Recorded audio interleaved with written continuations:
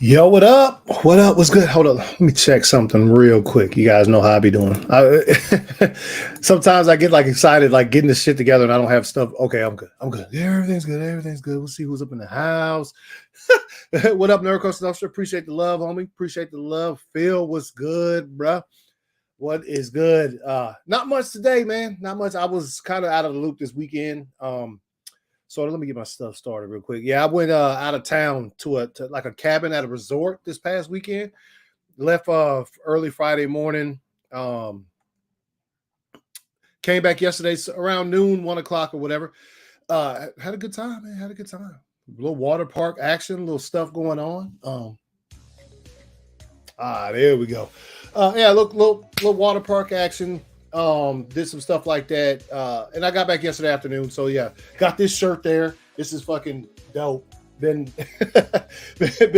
been trying to prepare myself, which is I'm gonna talk about that a little bit. I'm probably gonna watch one of the trailers for Dial of Destiny.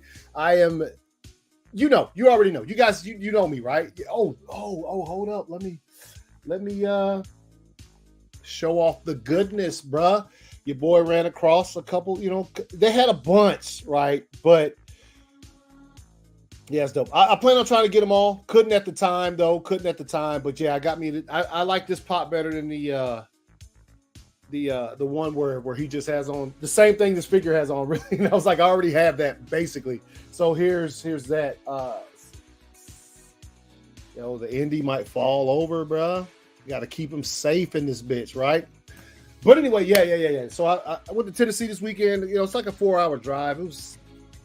Got up there pretty fast, got home pretty fast, but we had some fun. Man. So like I was kind of trying to pay attention to some stuff. I did see something that I'm sure I'll get to that that's funny. That's funny.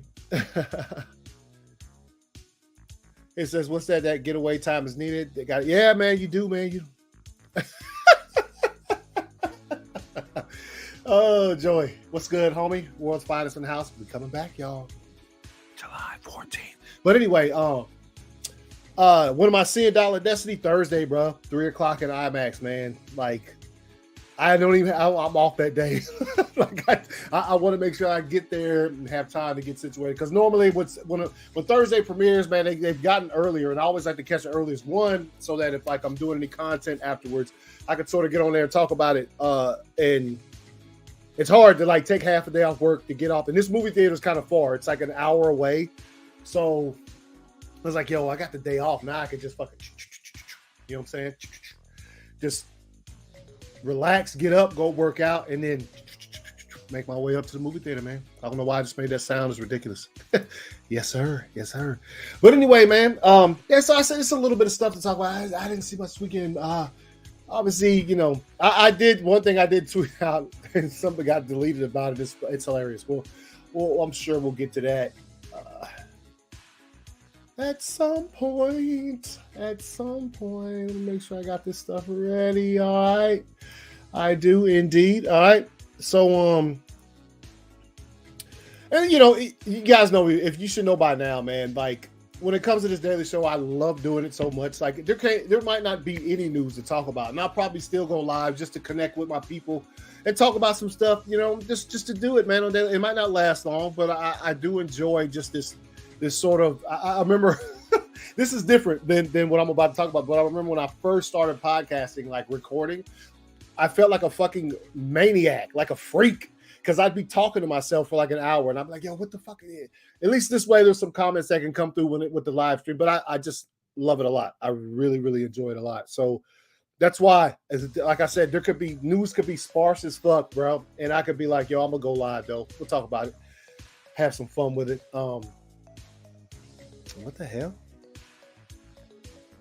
I don't know if I have to add that. That looks weird. Let me see what it looks like.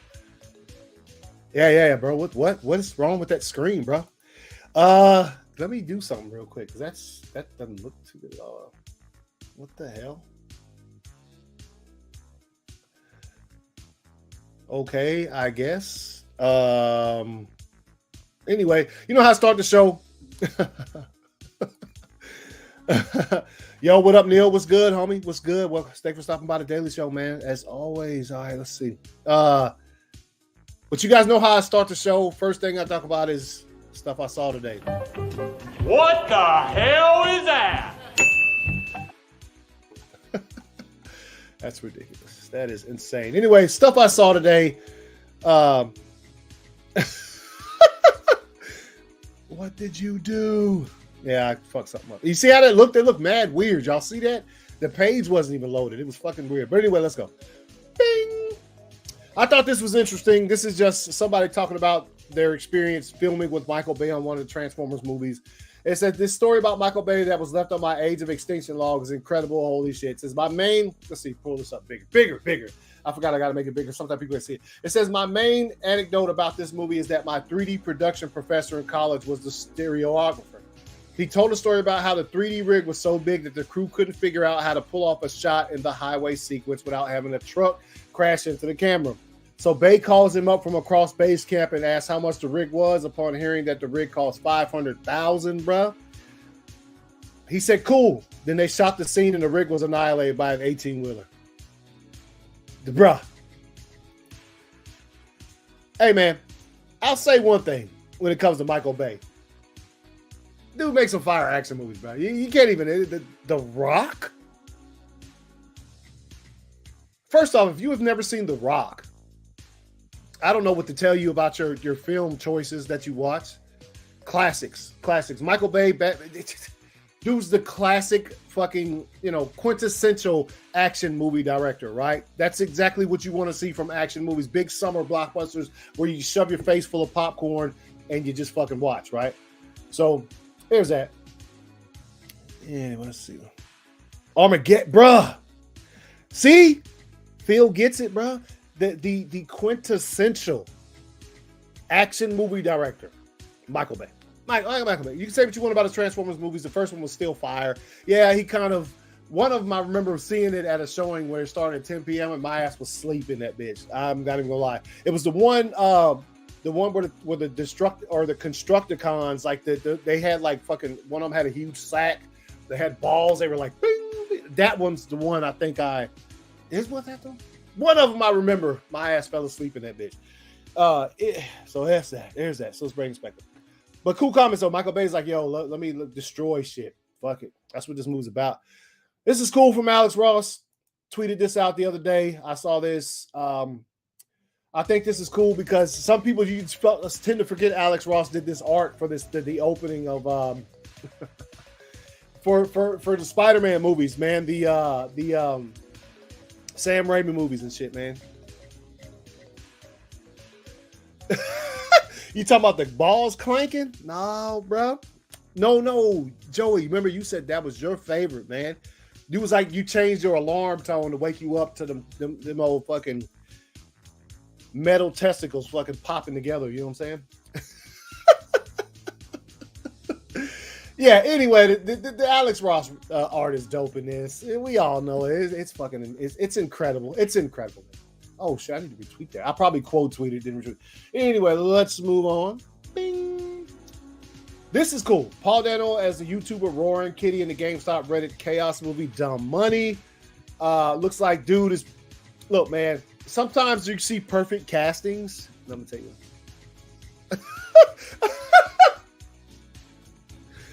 Oh, man. Chill, bro. Look at that. Look right there. Look. And I'll get to that picture in a second, man.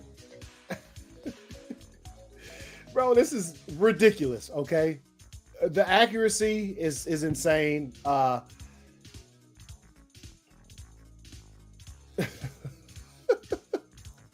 Yeah, this is look at this, man. Look at this, man. Compared to that, look at this, man. This is fun. This is fun. I can't wait for this movie. So yeah, there we go. I thought that was interesting. He posted that, and that's yeah. Across the Spider-Verse. Let's jump back. This was last Wednesday evening after I got done with my Wednesday show last week. So I don't know if it ended up the weekend at number one. Couldn't say like I've been busy. Matter of fact, as before I did this, me and Ohio Dave just recorded an episode of Greatest Scenes of All Time. Gonna be dope, man. As for this week's, Joey and the homie Alex, we watched some Indiana Jones, and that will be dropping on Wednesday just in time for Dial of Destiny. You know what I'm saying? So there's that. But anyway, yeah, Across the Spider-Verse, I don't know if it ended the weekend at number one, but it hit back, it returned there on Wednesday. So there's that. Now, I saw this video, bro. A flash train in Sydney, Australia, bro.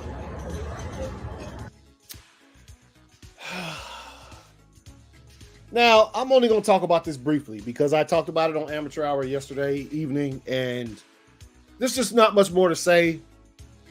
The catastrophic drop in box office for this film. And look, before anybody starts to jump on this thing, I said, I thought the movie was okay. I look forward to seeing it again when it hits HBO Max. Wasn't going to buy another ticket, but I'm going to give it another view, right? I expressed the issues I have with the movie, and there's a lot, but I also thought that there were some good things about it, and I'll watch it again. With that being said, we've never seen something the likes of this at all when it comes to the Flash box office, things of that nature. Bro, let me tell you something. Yeah, it's insane. It's insane.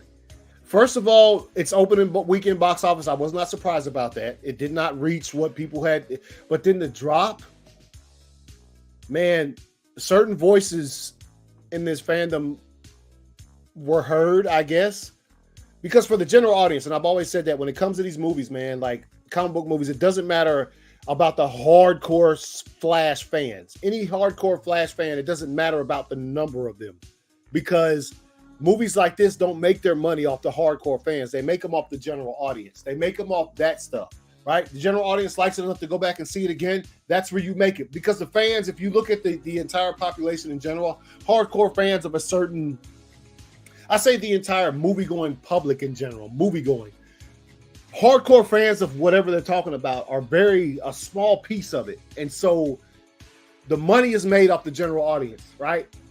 They didn't even want to go out and see this, which is insane, bro. I can't place a finger on what happened. I couldn't tell you. I couldn't. I just know a lot of people didn't like it. Word of mouth. People are mad about how things turned out. They wanted ACS Universe. There's so many things that go into this that you sort of have to I don't know, man. I'm still blown away by the drop. I didn't think it was going to make much money. But the fact that it didn't make $100 million, and then the next week it really just took a super drop off a cliff. Never seen that before, especially with a superhero film. And I'm interested to see where this goes from here. I'm sure that, what I was going to talk about was I tweeted out, one thing I did tweet out Saturday, I saw where Fandango was like, buy a ticket with a Flash, get one free. I was like, bruh. The embarrassing desperation of doing that's bad, man. That's not a good look by any stretch of the fucking imagination. You get me? Like, there's nothing I've ever seen before when it came to movies and their box office and things of that nature where they've literally begged people to buy tickets. And now the tweet's deleted, and I think they said that they had codes to give out, and they got rid of all the codes. So that's like Flash. Yo, man, I've never seen anything like it. I don't know how to explain it. We talked about it on Amateur Hour, me and Ohio Dave last night, and it was just a thing where it's kind of like, how do you quantify that? I'm telling you, man. I'm telling you right now. The fans that were upset with how things turned out, they made this shit happen. Now, am I upset the Flash to make no money? No. Like I said, I liked it. It wasn't like this movie where I was like, yes. So I'll talk about that in a second. I'll come back to that in a second because I think enough time has passed. And I did the first episode of this show that I did after I saw it that weekend. I talked about it. I went ahead with the spoilers, but yeah, that's exactly what it is, man. That's exactly what it is. That is exactly what it is, bro. And themselves. And look, when the people, right?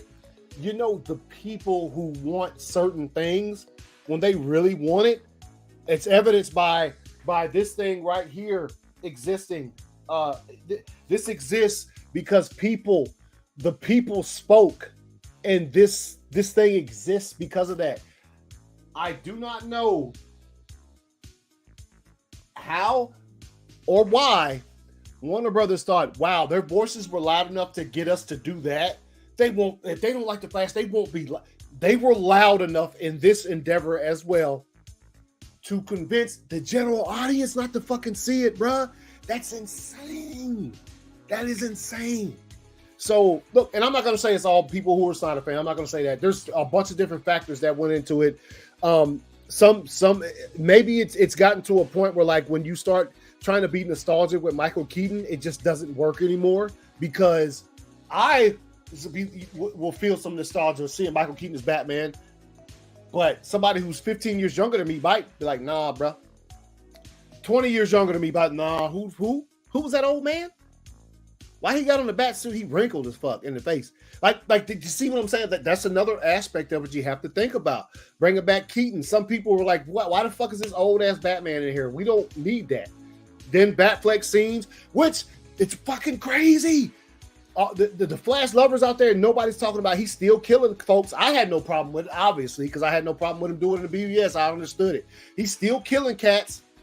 Nobody complained about that. Nobody complained. I didn't see anybody with the Justice League grins that he had in the movie that Zack got rid of in his Justice League, where Batman wasn't looking. Might as well pose with the camera, like nobody said anything about that. Neither. The defenders of the Flash is what I'm talking about. The defenders, the people who are defending the movie as being they're not like, oh, what they did. That shit's trash, man. That's trash moves right there. That's not good moves, man.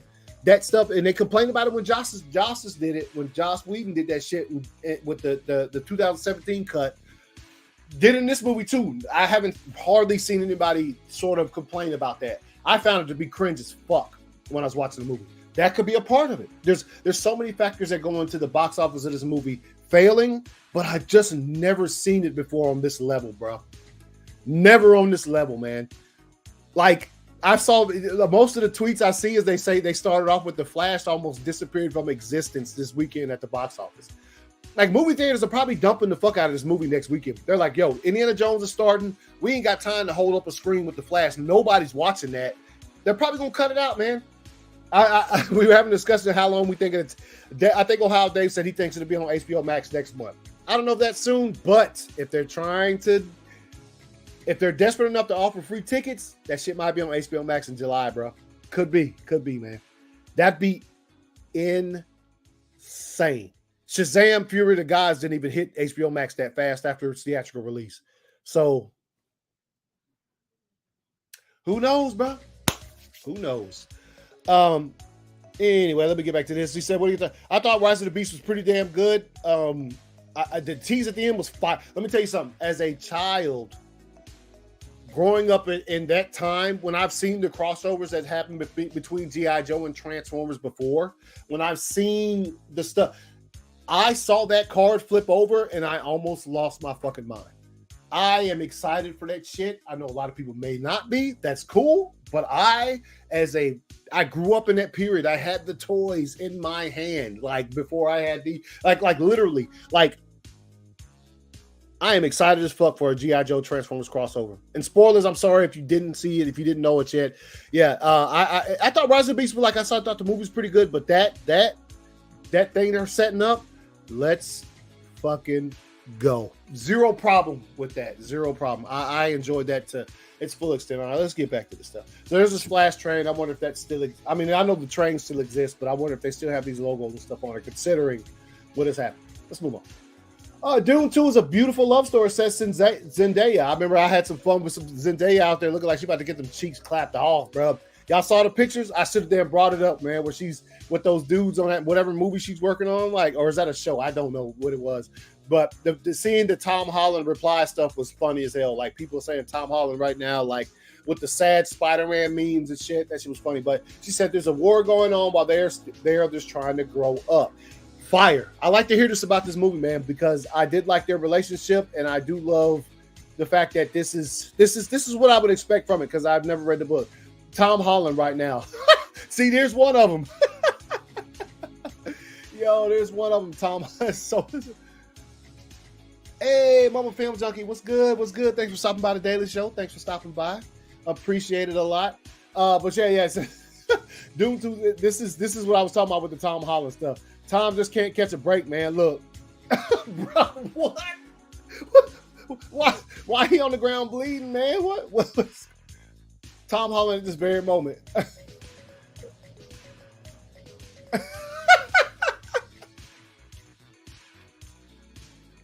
Oh, bro.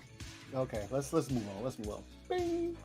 Zazie Beetz. I was about to say Zendaya. What the fuck? Zazie Beetz, man. I like her as an actress. I think she was great as Domino. Also, haven't heard about her coming back to Deadpool, man. Did people dislike her or something? I thought she was great. Like, she was a good Domino. Anyway, she's in Joker. I think she's in the sequel. Is she in the sequel, Joker? Folia Do. Anyway, Zazie Beetz says her dream superhero role would be Catwoman.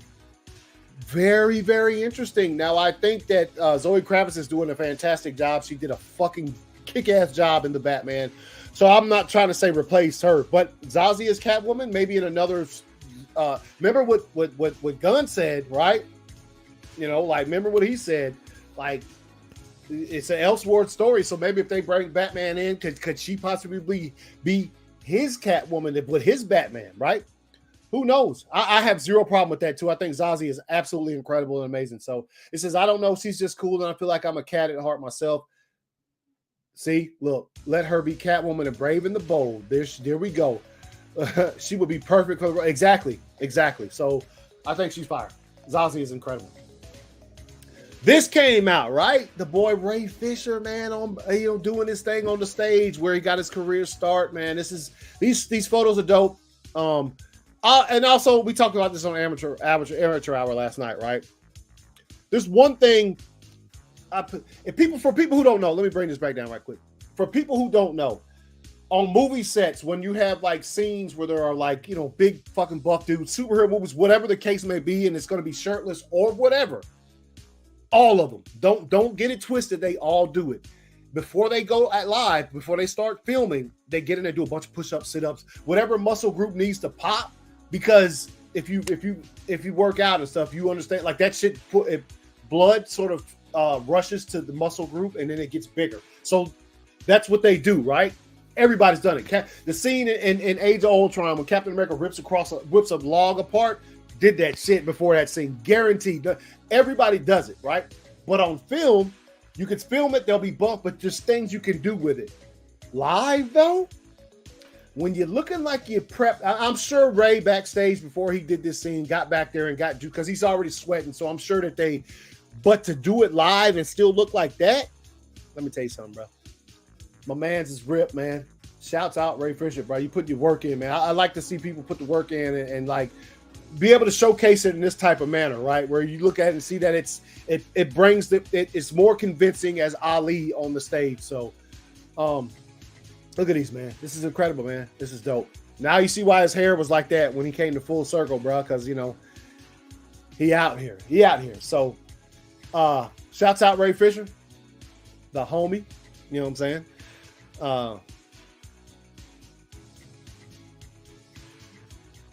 What? Is that for real? Wait. As Daredevil? Is that for real? But anyway, yeah, first look at Ray Fisher looking dope. All right, let's move on. Now, I brought this up because this dude gets on my fucking nerves.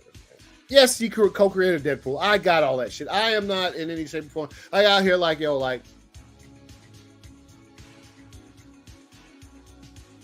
So, 10 years back, and this is where the sliding door is. DC should have stayed the course and given a proper sequel to Man of Steel. Expand Superman and his story, not skip steps trying to exceed Marvel at the time. Require more patience than they could muster. The seeds were planted. Most of this is true. This is the main complaint that us fans like that are fans of Zack's work and fans of where he was going with DC say the same thing. Like they built it up and then all of a sudden DC was like, no, we got to catch up to Marvel. The back was like, no, wait, we need to build it like this. Of course, I don't agree because I think he's taking shots at BVS right here. You know what I'm saying? In week 1, Man of Steel goes more worldwide than Superman Returns. True. And what I'll say about this and this dude is, you can go back. I don't know if he's deleted him. I'm not going to go back and look for him.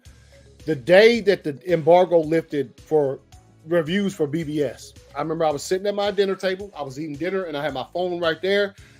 And I just wanted to see. This is at a time where I was a little naive to the type of treachery that goes on behind the scenes with this kind of shit. And I remember when the review started rolling out at 6 p.m. Eastern time that day, that Liefeld was, or Liefeld, I can't remember what the fuck, he was retweeting every time I looked up, he was sharing or retweeting a bad review of BBS. I was like, bro, you're a comic book creator. This is what you do for real? This is why I wanted to make sure I remember to talk about this on here, to bring up this comment, because people clapped on him for it. And most people don't like him any fucking way because I guess he's a dick asshole. I don't know. I've never met him in person or whatever. Never engaged with him. But I do remember that. I remember most of the bad reviews for BBS that I saw that day when the embargo lifted were some that he retweeted. Not just random was going through. And of course, I didn't follow as many accounts then as I do now on Twitter. And I was nowhere near the follower count that back then I didn't even have. I don't think I had 50 followers on Twitter at that point in time, literally for real. So, you know what? I might not have had fucking 25 followers. Who the fuck knows? This is early on in my Twitter shit, but I do remember seeing him posting a bunch of the negative shit about BBS.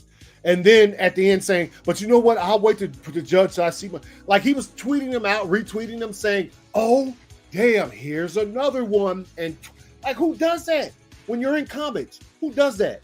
Right? So yeah, it was disgusting to say the least. I wanted to remember to mention that because when I saw this, let's move on. I thought this was dope. And when retail workers go above and beyond the Call of Duty, they have peaches on sale today, advertising when. This is dope. This is incredible. Peaches, peaches, peaches, peaches, peaches. I can't sing anywhere near like Jack Black, but this is hilarious and funny and incredible. So, I wish that happened at my grocery store because it's dope. If you haven't seen the Mario movie, thank you, Phil. Thank you. But anyway, if you haven't seen Super Mario Bros., it's on physical now. I watched it a couple times this weekend because like I said, I was with family and that's one of the movies we watched. And of course on the rides, my grandson and I had to keep him occupied. You know what I'm saying? So he watched Mario like 6 fucking times on the tablet or whatever. So there's that. I thought that was funny. Wanted to put that up there. So let's move on. Bing. This is. I have mixed feelings about this. Okay. Bryan Cranston says people's fan cast for him as Lex Luthor were lazy casting. I had a bald head. They go, Lex Luthor. It's like, come on, let's think. No, that's not why I thought he would be a good Lex Luthor. Let's be clear here. Okay.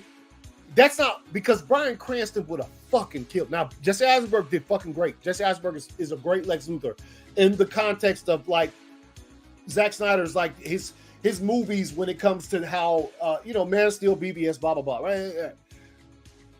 But Bryan Cranston, I didn't want him as Lex because he was bald, because he's a fire fucking. Could you imagine Walter White clapping on motherfucker? Look, I think he gets this confused. I think most fans of like who wanted him as Lex Luthor didn't want it just because he had a bald head. We wanted it because he's menacing. We know the kind of shit he could play. He was one of the bright spots in that Total Recall remake that came out. He is a villain, and he would have been great as Lex Luthor.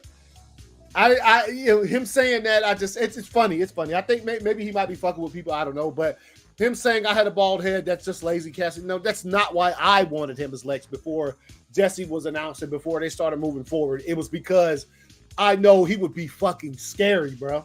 Like, so there's that. TMNT, man. The new movie comes out. Was it August 2nd? Okay. We've got about a month and a half maybe till it comes out. Something less than that. But the posters came out today, individual posters, and let's take a look, man. Honor, responsibility, a little overwhelmed. Nicholas Cantu is Leonardo. See Teenage Mutant Ninja Turtles only in theaters. Let's see the poster. Looking dope, man. I like this. Look, I brought this up on the show before the trailer, and I thought, hey, man, I will be there day one, Phil. Day one watching this, son. I'm going to tell you right now. Without anybody with me, no kids, I'm going to be there day one watching it. But anyway, it's made for kids and ACS. All right, Nicholas Cantu is Leo. Dope. I'm going to be there day one. Right. Heart, charisma, main character energy. Shimon Brown Jr. is Michelangelo, right? There you go. I like that poster. Wisdom, resourcefulness, IT support. Micah Abbey is Donatello. Dope. I'll be there. Yeah, this is dope. Bravery, strength, no impulse control whatsoever. That's Raphael.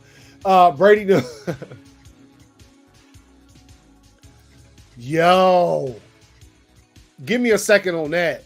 I need to look. If anybody has anything out there real quick about that, because it's looking like Comic-Con is going to be a fucking ghost town. Like tumbleweeds might be blowing through Hall H this year, bro. Because this is looking weird. I also heard that a previously... I ain't going to say, man. I ain't going to say, man. Anyways, Raphael. All right. Overprotective skill, doesn't get out much. Jackie Chan is Master Splinter, bruh. Like it. Determination, intelligence, not a mutant. Ayo Edibiri, my bad, is April O'Neil. There she is right there in all of her glory. Let's fucking go. Yo, Muscle Madness, Mutant Domination, Ice Cube is Superfly, bruh. I'm looking forward to seeing that. Warthog, Mohawk, codependency issues, Rocksteady, Seth Rogen is Bebop. You know what I'm saying? Let's go. And this is movie. If you didn't know, this all comes from the mind of Seth Rogen, basically. Not that obviously he didn't create the Turtles, but this movie in general because he's Seth Rogen. John Cena, Rhino Rage, codependency issues. See Bebop. John Cena is Rocksteady, bro. Y'all are they killing it right now, man. Paul Rudd. It says Gecko Skater, you'll like his vibe. Paul Rudd is Mondo Gecko. The voice talent in this movie is absolutely correct. Bat Gadget superhero wannabe. Natasha Demetriou is Wingnut. Let's fucking go. Let's go. Bro, and Seth Rogen's partner in crime. You know she in here. Alligator Toothy Goggles. Rose Byrne is Leatherhead. All right. Here we go. Bruh. Fins, Fists, Falsetto. Post Malone is Ray Fillet. All right. Yo, Tongue, Battle Axe works for a fly, but also eats flies. Hannibal Buress is Genghis Frog, man. Genghis Frog right there. Glasses, Lab Coat, Devious. Maya Rudolph is Cynthia Outram from the Teenage Mutant Ninja Turtles. Let's go. Maya Rudolph in the house. All right, looking good. Giancarlo Esposito, my man. Genius scientist. Oopsie with that ooze. Giancarlo Esposito is Baxter Stockman. Let's fucking go, man. There we go. That's me right now. Bring it on. Same voice actor. Hey, this is the strangest cat I've ever seen. August 2nd is going to be awesome. Incredible, man. Let's go, man. I'm excited. So, like I said, I'm excited for this as well. I need to see this. All right, let's move on. Now, I brought this, tweeted this. People have gotten realized with their superhero stories. DC Studios co-CEO James Gunn said, they're thinking about why is the story special? What makes the story stand apart from other stories? Who, James? Who? You got balls enough to get on here and say this? Who's lazy with their superhero stories? I want to know. I want you to fucking give me names. You ain't? Well, then don't put this shit out there then. Don't even mention it in an interview. You gonna give names or not? Motherfucker gonna put this shit on here and not give no names. Bro, I'm telling you, this is... I hate when people put shit out there like this and don't even go there with it.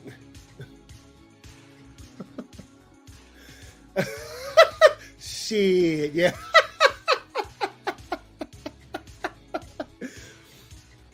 Nah, but when it comes to this kind of stuff, don't even go there with other directors, bro. Don't even go there. I know when some people are gonna be like, well, so other directors, nah, they don't do it quite on this level. He literally is like saying that people who direct comic book movies is shit. Bruh, let me tell you something. I want to know who you're talking about. I want to know who he's talking about. He'll never say because he ain't got the fucking cojones. But let's see. Yeah, this is just. I'm not even going to pull up the. You know what? Let me do this. I'm going to pull up. Let me check this out. Let me check. Really lazy. He says appearing on the Inside You. Oh, so he said this on that. See, I didn't watch that podcast. Not interested. So people have gotten realized with the superhero stories, they have gotten to a place where it's a superhero. Let's make a movie about it. And then let's make a sequel because the first one did pretty well. You see what happens when I bring up this kind of stuff? The music got slow. It started sounding like ass. Okay, let's move on. This is funny. I thought this was hilarious because this is the original tweet. All 6 of Ben Affleck's Batman suits over 9 years, right? And then you had he scribbled out that one from the Flash, which is, do what you do, bro. Thought this was dope though. All these suits, fucking gangster, god level. Yes, Phil. Exactly. Yes, Phil. Appreciate you being here, man. Yes, give me some good shit. Yes, you are correct. That's why I was like, you know what? Shut up, bro. Anyway, these are these suits that Ben Affleck wore during his time working on. Look at the fire, man. Look at the detail. I thought this is still my favorite of all time live action Batman suit. It just kicks ass. It just pops. It's everything that you want in it. And I for me personally, that's my favorite. It's a lot of other people's favorite too, but it's mine. I absolutely love it. So I thought this was just funny for him to say absolute peak and then scribble out that one. It's hilarious. Also, seeing this suit down here in the Flash in action, I don't understand what's up with this stuff, man. I don't. Maybe if I'm giving an explanation about it, I'll be able to talk more, but I don't know. Andors. Diego Luna shares his experience in his Scottish mountains and how they help elevate the story for your every consideration in all categories. This is Andor putting their stuff out there, and bro, let me tell you something.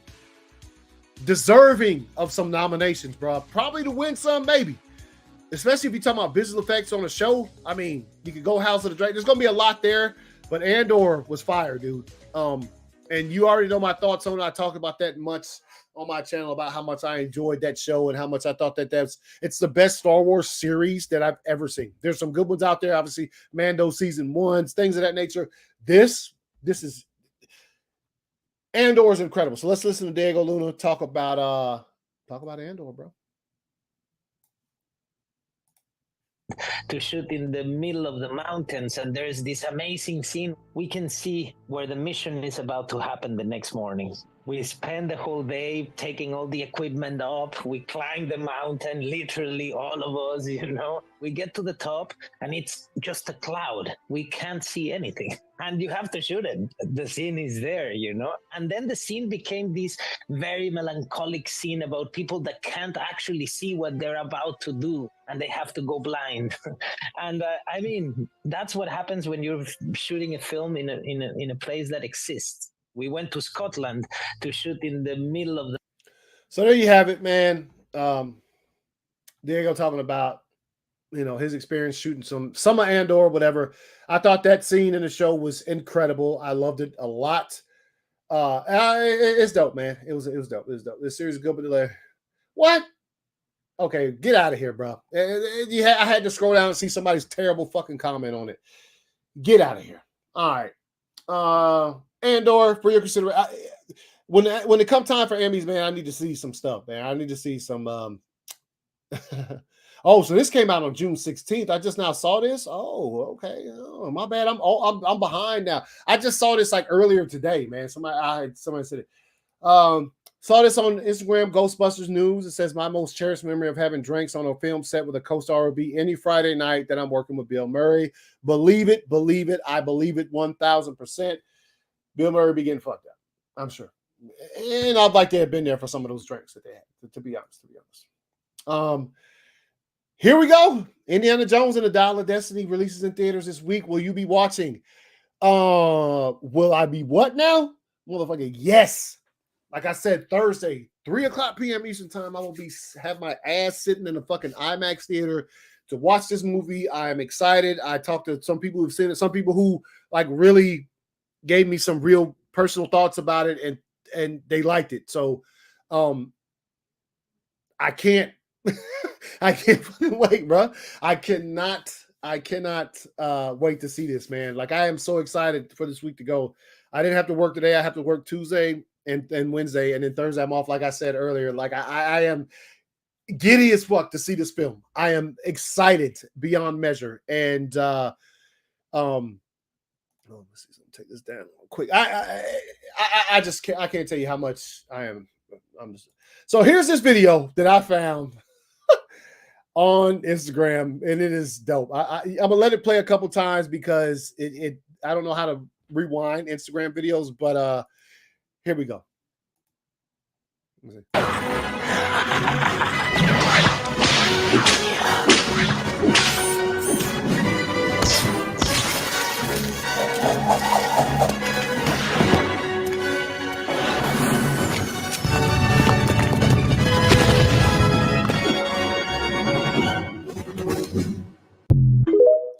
That's the same figure I have. I'm gonna let it play again. It's just...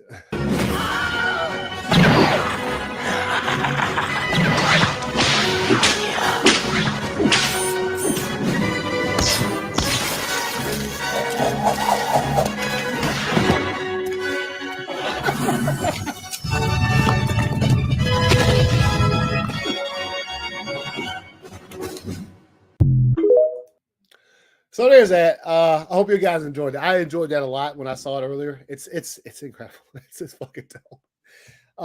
I wish I had enough patience to fuck with my action figures and sort of do something like that. I feel like I would get frustrated at some point and wouldn't be able to finish it. So there's that. There's that. So one more thing. I am in celebration, and get used to this shit for this week, bro. Like I said, when I say I'm excited for this, I am very, very excited. So let's see.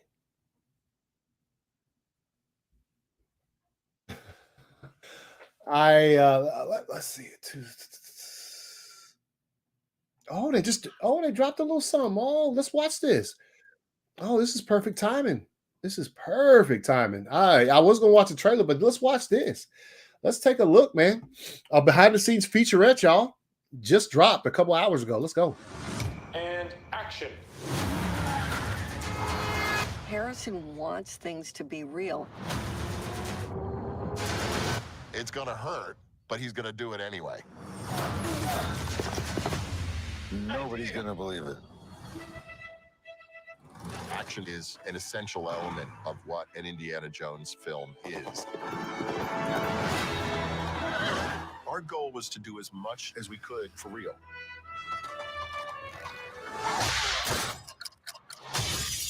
You just feel like anything could happen. Hold on! When you're able to keep it real, that feels more visceral for the audience. Harrison still has that brash indie attitude. Get back!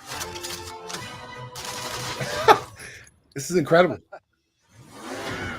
There's so much action and spectacle in this film, but also it's got heart. It's not just action for action's sake. You can see a human experience. I like the hat, by the way. Makes you look at least 2 years younger. Bruh. I'm having more fun than I really should. So don't tell anybody.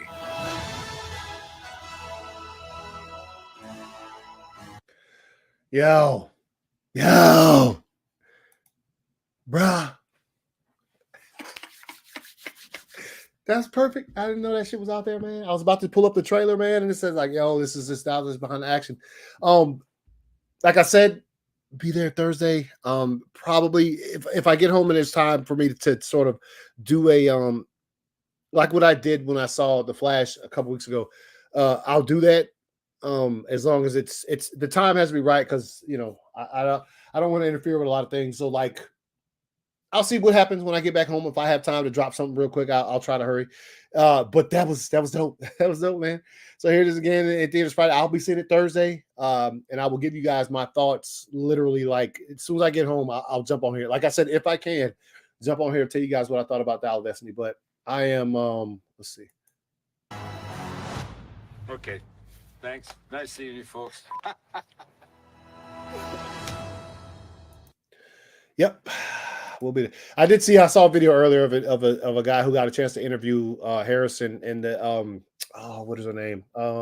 Phoebe Waller-Bridge, and he just thanked him for fucking 30-some years of Indiana Jones, and Harrison Ford was in tears, bro. And that's real talk. I'm like, yo, this dude has meant a lot to like my childhood, my growing up, and his story concludes on Thursday, man. And I am 1,000% here for it. So if there's any debate as to how excited I am to see that movie, you just watch this video. You have no idea. So, but anyway, see you guys tomorrow, man. Like I said, I enjoy doing this shit a lot, and there wasn't much to talk about today, honestly, considering that I was sort of out of the loop this weekend.